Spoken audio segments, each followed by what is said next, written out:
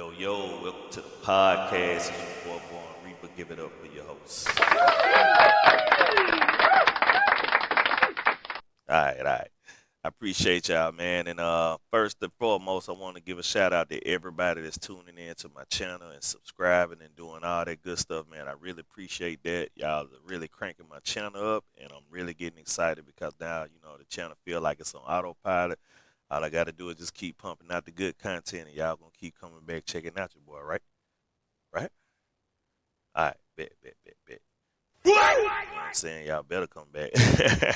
Nah, but for real though, man. So we gonna get into it, bro. First thing we gonna talk about is what's going on in Iceland. So we got a huge volcano that done erupted in Iceland. So I guess we gonna start the conspiracy corner a little early today. You know what I'm saying? Cause at the end, I think I'm gonna do a top five at the end of this video. So with that being said, just hang out to the very end. We got our top five on, and I want to see y'all top five in the comment too. But Iceland is experiencing a devastating volcano, bro. It done erupted four times in the last year, and this time it's like a major eruption. So they trying to get everybody out of Iceland, and shit is getting real crazy, goddamn, over there. And it's just crazy all this shit that's going on in the world, man. Like China experiencing a deep freeze, the volcano in Iceland, goddamn, the glaciers and shit melting overseas. It's just weird circumstances. Oh yeah, and we drinking on the Minute Maid. You know how I do it. Gotta have my juice. But yeah, man.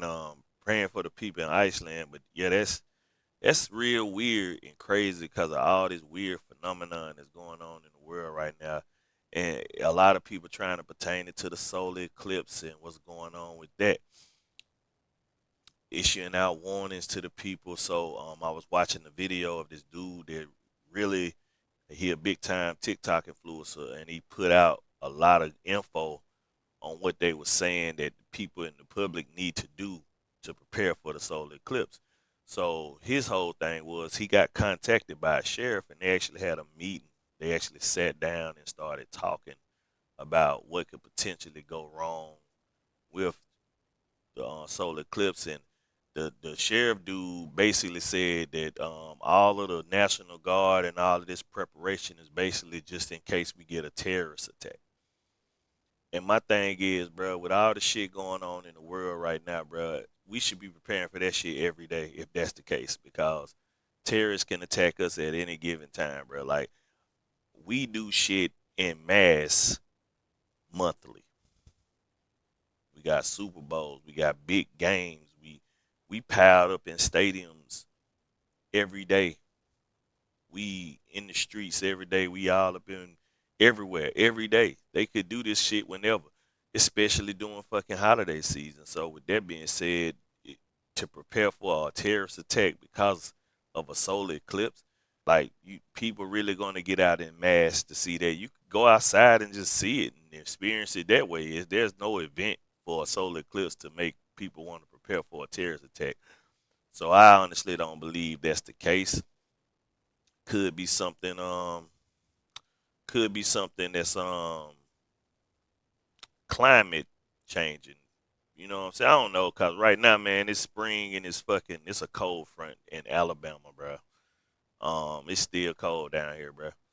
And it's just I don't know. The world is changing. Everything is weird. We got the upside down crescent moon that a lot of folks been looking at, saying that shit ain't never happened before. Talking about we in another dimension and all this weird shit. But yeah, I don't know, man. I think it's just fear mongering, bruh. They want you to jump out that bitch and just mass buy. Cause don't forget we in debt to whoever. I never understood that, man. Like we print our own fucking money. How can we be in debt? But they also like definitely, go buy this. Make sure you fill up your gas tanks. So for one, they're trying to get you to buy more gas. That for this one particular day, everybody go fill up your gas tanks right now. Better go do it. Better go buy up all the food. You're gonna need food for 2 weeks, specifically 2 weeks. I wonder why they emphasize the 2 weeks on the food tip. They said make sure you got um, good communication with your family and friends and all that stuff. It's a bunch of shit. They canceling school for that day. I don't understand. I mean, like, I could understand the cancellation of school because I heard it's supposed to be like a super rare solar eclipse, so a lot of people ain't gonna get a chance to like view it again for the next couple decades or some shit. So I guess it could be an experience for kids that ain't, they need to see this. It's something that happens with the planet that they ain't gonna get to see for a while. So let them stay out of school and enjoy the solar eclipse. That's another that's another reason why they could be doing that for the kids. But all the extra stuff, go buy. Just go buy shit. Hurry up, go get the shit before goddamn it's too late. I ain't really understanding that because it could, it's fear mongering, bro. They'll make you jump out the roof quick, man. You'll be buying tents and kerosene shits, and after the solar eclipse, it'll be stored in your fucking closet and for infinity until one day you really may need it. But I don't know. They just trying to get everybody to go buy a lot of shit real quick, all because of a solar eclipse event. And if something major gonna happen, it's real messed up if they won't tell the public for real, man. I know it could cause mass panic, but shit, we deserve to know. Shit, you know what I'm saying? Some of us choose to, buckle down and just prepare for the worst. Some people gonna lose their fucking minds and go to rob and everything, but yeah, yeah, you can't really tell the public that shit'll be fucked up. But with that being said, man, that's what's supposed to be happening, and praying for the people in Iceland, bro. I know that shit is fucking scary as shit. I could not imagine being in a volcano eruption and it got serious, like lava flowing over the streets that I used to walk down. Hell nah, I can't. We in Alabama, bro. We worry about is tornadoes down here, bro, and we rarely get the big one, but we do. But it's not a normal occurrence. So with that being said, man, we're gonna shift away from the conspiracy corner, boom, and you know where we going. We're gonna hit off into the WWE corner and The Rock. The Rock did the song. He did his song, bro. Rock hadn't did this song in years, man. And oh my God, when I tell you he roasted the shit out of Seth and Cody, man, that shit was fucking funny as hell, bro. I don't know. It's Monday. Monday Night Raw is tonight, so of course Cody and Seth gonna respond. But what can they say, man? I mean, the Cody was crying, and you understood Cody moment when he did that interview with Michael Cole, man. Dusty ain't here. The only person that can see him win this title is his mom. You know what I'm saying? And it's just like, and The Rock went in on his man, mama, like that, man. I'm like, what the fuck is going on, man? Why is they giving Rock all this fucking power to like talk shit about these folks' families like this? Rock is really pushing that line, man, and a lot of folks is Rock got backstage heat because a lot of folks walking on eggshells. They can only say certain shit, you know what I'm saying? They can't act a certain way, and Rock is in that bitch being a fucking total dick. So I don't know. I don't know if the heat real though. It might be kayfabe, you know what I'm saying? And just to keep everybody interested into the storyline. But with that being said, man, I don't know, man. The Rock is on fucking fire right now, bruh. This motherfucker should have been back with this type of energy, bruh. But right now, I'm all for it. Moving on, we gonna talk about the Jay and Jimmy situation, bruh. I'm more excited for this match than any match on the card right now because they tiered the shit. I never paid any attention, but there is a series of brother versus brothers in matches at WrestleMania, and the first one we had saw was Bret versus Owen Hart, and then up under that it was Jeff versus Matt, and now it's fucking Jimmy versus Jay, and I'm like, oh, okay, I see what y'all did there, bro. Y'all planted them seeds, bro. Like, okay, and y'all waited till y'all got the two biggest fucking brother stars, and they on separate brands cutting up, and boom, and then you put them head to head. You know what I'm saying at the show of shows. That shit gonna be lit, bro. I'm all for it. I'm here to see it, and I hope they let Rikishi be the special guest referee just to keep that match in check. And well, what if Rikishi turned on one of his sons? Oh hell no, I don't know. I don't know about that one. But with that being said, I'm hyped for that shit and I'm ready to see it.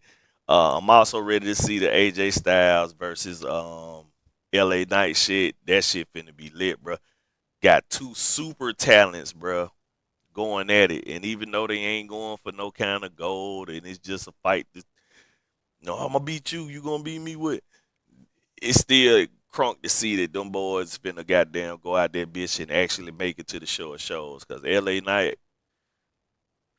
I think he's like 41, 42. Boy, still in good shape. That boy moving like he 20. AJ Styles the same way, bro. Two veterans, bro, out there bitch showing the young boys how it's done. So I'm with that. I'm cool with that. The Bailey versus Io Sky shit. I hope she do take out all the fucking damage control. The only unbelievable shit, I don't see her taking out Oscar. I'm sorry. I don't see if she take out Oscar bullshit. Oscar fucking machine. That bitch a monster, bro. So with that being said, Bailey versus Io Sky could be interesting. They got Naomi in the mix. I'm trying to see what they're trying to do with that. I think Naomi gonna fucking try to take her out and gain like a number one contendership because Naomi being oddly friendly, it ain't like the good guy friendly type shit. It's like I got your back.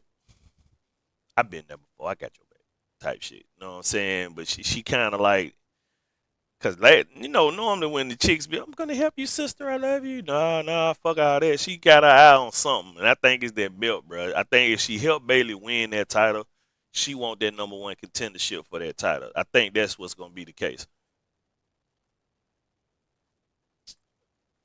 Yeah. So with that being said, we moving on to the next one. Let's talk about Gunther. So obviously we're gonna have Gunther Gunther versus Sami Zayn. And as much as I would love to see Sami Zayn get that Intercontinental Championship off of Gunther, I don't see it happening at WrestleMania. I could be wrong though, because Sami Zayn, Sami Zayn is like he like the average dude that just can wrestle. Goddamn, he ain't buff, he ain't got all the muscles and shit, but that motherfucker can go. But Gunther, man, Gunther done built some shit, bro. If Gunther keep going the way he going, bro, his run already more impressive than Roman Reigns. I'm gonna be honest with you, bro. Roman Reigns got the milestone, but Gunther got the matches, bro. If you put their matches side by side, Gunther shit is way more hard hitting, way more technical.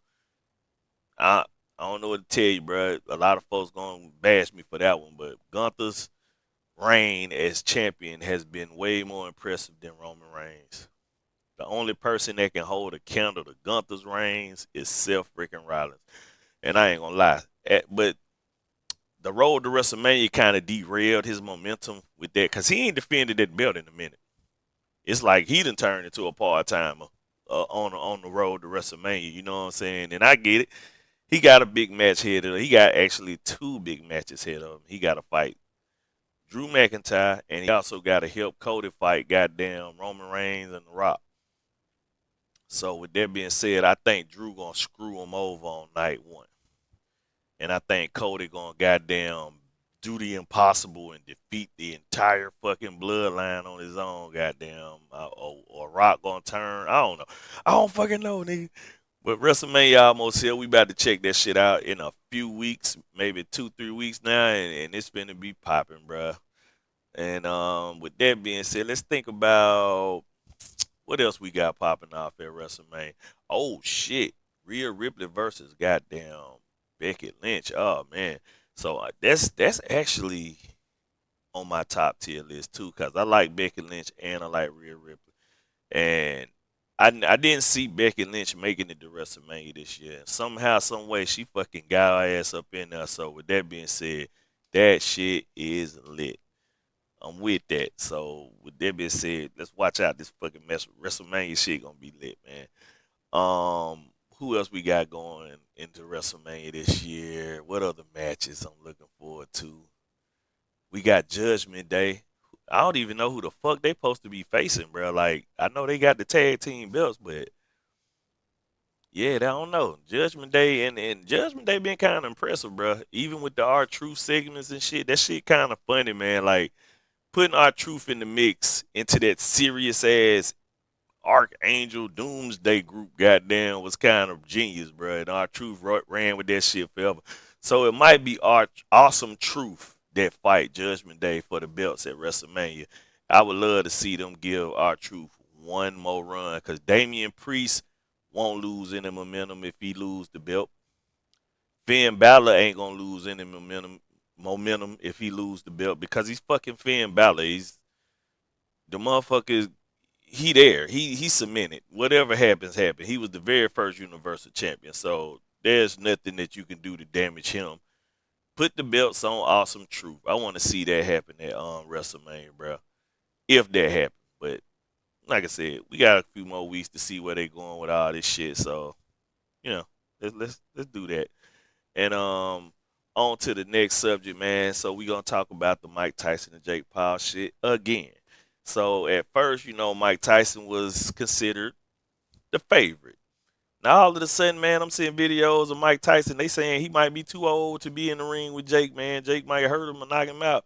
And they were like, "How we gonna take it if he get knocked out?" I'm like, "Nigga, we gonna take it like, bruh, Mike Tyson has been knocked out.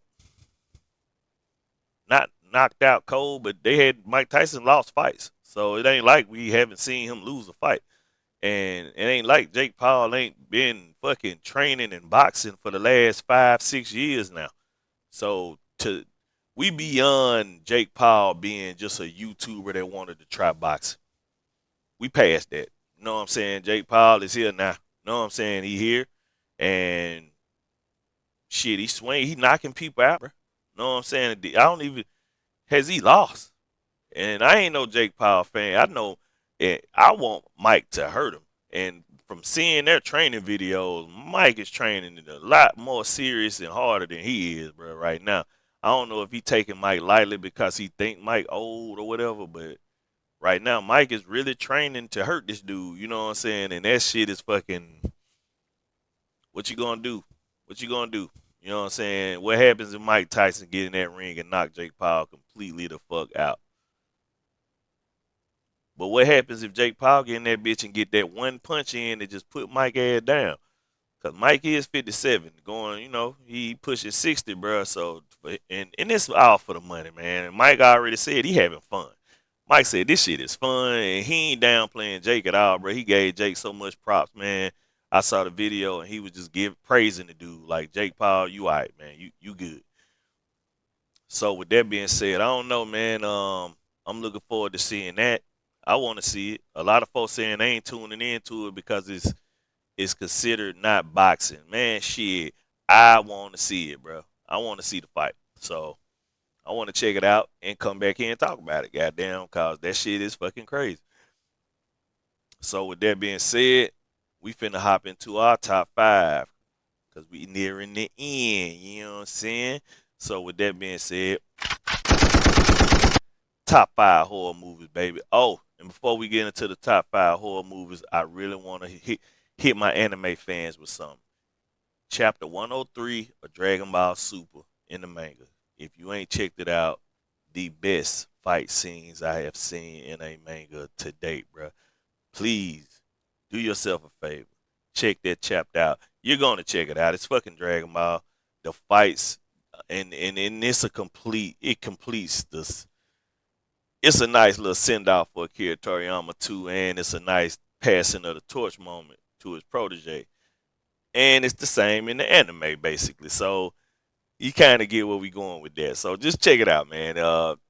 Check out the series. But on to the top five horror movies of all time. You know what I'm saying? In my book, we gonna start with Phantasm. So for those of you that don't know about Phantasm, it's about a creepy mortuary dude, and I think he got ties with hell, and he got these demonic spears that kill your ass in all kind of creative ways and shit. And what make him so fucking scary is he's the tall man, basically slender man with no mask, and it's just he's so fucking creepy, bro. You have to see the movie, bro. Phantasm. I think there's a 1, 2, and 3. Those are early '90s horror films, the grindhouse joints. So if you kind of like that gritty, that gory shit, go check out Phantasm. Boom, that's my five. That's my top five right there. My number four. is of course Hellraiser, Pinhead himself. So the scary shit about Pinhead is you don't fuck with Pinhead, he don't fuck with you. But every movie, these dumb motherfuckers grab that box and the thing about it, bruh, when you fuck with the box, it's a gateway to hell. So you expecting the gateway to hell, not knowing the moment that you twisted some shit, you entered hell. These folks be going about their daily life until some weird shit happen, and all of a sudden they realize that they've been in hell the whole fucking time. This is the premise of every movie. And when I tell you, Pinhead, the Cenobites, most of his victims get mutated and turned into his soldiers and shit. So, man, bruh, the nigga just creeping out the dog, talking cash money shit to your ass, and you can't do shit about it because you in his house.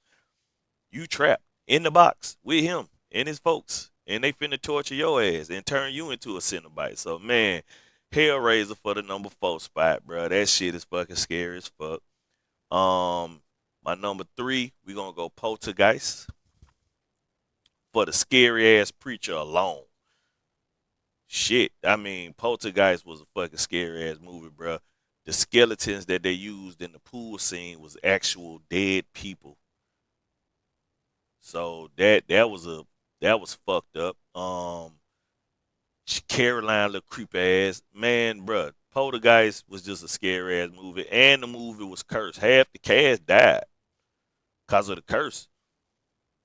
Know what I'm saying? And shit, bruh. To be honest, hell, I haven't even seen even on streaming sites, bro. I might have seen it in Skin Pads, but man, Poltergeist, bro, that shit was a real cursed film. You know what I'm saying? So with that being said, that's my number 3 right there, man. My number 2 horror film would definitely go to Texas Chainsaw Massacre because it was also based on a true story, and like you can actually go to the house in Texas, and the whole premise of that shit is group of fucking teens, summer vacation road trip, car breakdown, get chased by the creepy ass folks in the town, get caught, tortured, murdered, nigga cutting folks' face off, putting it on his face. Oh man, Leatherface, bro.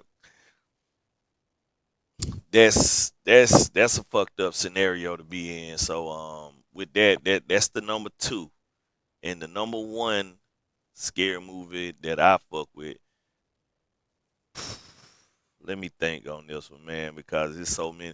And I do all these on the fly, man. I don't do any pre-wrote down top fives of them. I have to think in a moment because I could write some shit down and it could be inaccurate as hell. And in my mind, I know what the fuck my scary shit is. But for the number 1 scary movie, let's think about this one. I'm gonna just y'all might laugh, bro, but I'm gonna go Freddy Krueger, bro. I'm gonna go Freddy Krueger, Nightmare on Elm Street for my number 1 scary movie. All because you can't fucking go to sleep. If you go to sleep, this nigga will get you, bro. Especially if you're in the mix of whatever kind of shit he got going on and you actually on the radar and he following your ass and you fucking pass out and go to bed, bro. You're done. You're fucking done, man. For real, bro. Freddy Krueger for the top spot, bro. So, with that being said, that's my top 5. And you know what I'm saying? Like I said, I appreciate everybody that's coming through checking out the channel, man. I'm having fun doing this shit. Getting a little bit more comfortable doing this shit. So shit gonna be better, bro. And with that being said, like, sub, shit, share my shit. I don't care, goddamn. And check your boy out, man. Next time I drop a video, you will see it instant premiere type. So with that being said, Born Reaper out.